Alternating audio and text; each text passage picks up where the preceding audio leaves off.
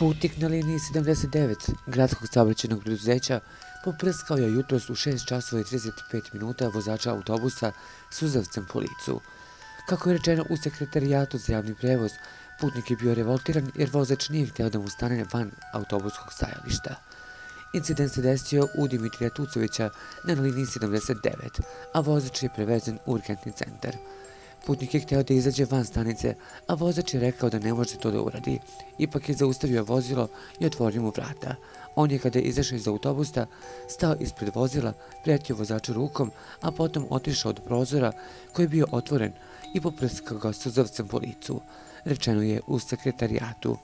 Vozač je odmah pritisnuo alarm za hitne službe. Hitna pomoć je došla brzo i prevezla ga u urgentni centar. Napadač je pobegao, navode oni.